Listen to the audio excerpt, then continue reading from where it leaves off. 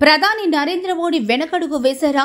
ప్రతిపక్షాల డిమాండ్ మేరకు పార్లమెంట్లో ఆపరేషన్ సింధూర్పై చర్చించేందుకు అంగీకరించడాన్ని వెనకడుగుగానే భావించాల్సి ఉంటుందని పరిశీలకులు విశ్లేషిస్తున్నారు. ఎందుకంటే గత 11 ఏళ్లుగా మోడీ విపక్షాల డిమాండ్కు అంగీకరించడం ఇదే తొలిసారి అని అంటున్నారు.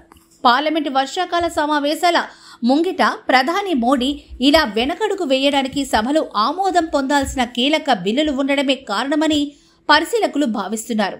సోమవారం జూలై 21 నుంచి పార్లమెంటు వర్షాకాల సమావేశాలు ప్రారంభమయ్యాయి.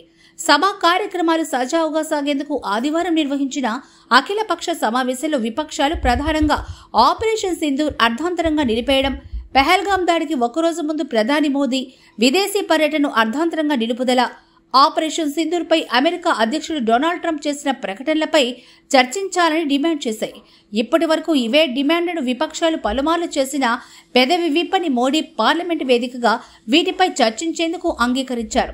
ఇందుకు ప్రధానంగా ఈ శీతాకాల సమావేశాల్లో ఎలాగైనా ఆమోదింపజేసుకోవాలని కేంద్ర ప్రభుత్వం భావిస్తున్న 12 బిల్లుల కోసమే మోడీ ఒక అడుగు వెనక్కి వేసి విపక్షాల డిమాండ్ మేరకు ఆ 3 అంశాలపైన చర్చించేందుకు ఓకే చెప్పారని పరిశీలకులు విశ్లేషిస్తున్నారు.